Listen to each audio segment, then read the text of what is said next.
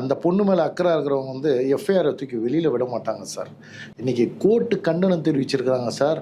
25 லட்ச ரூபா அந்த பொண்ணுங்க நஷ்டஈடு கொடுக்க சொல்லிக்கிறாங்க.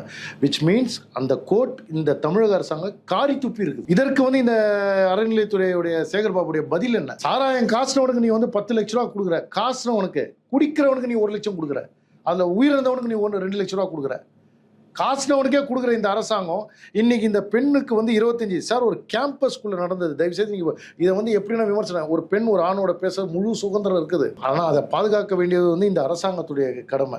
இதை வந்து சேகர்பாபு, நான் அதை தான் சார் மறுபடியும் கேட்குறேன். சேகர்பாபு குடும்பத்தில் ஒரு பெண் இருந்தது. அது என்னென்ன வந்து அந்த பெண்ணுக்கு, அவர் பெற்ற பெண்ணுக்கே எந்த மாதிரி அவளை நிலையில் அந்த மாதிரி அவங்க பொண்ணுக்கே அண்ணாமலை பாதுகாப்பு கொடுத்தாரு. இவரெல்லாம் அதை பற்றி பேசலாமா சார்? பெண்ணை பெற்றவங்க தானே, பெண்ணை பெற்றவங்களுக்கு தான் சார் வந்து தெரியும்.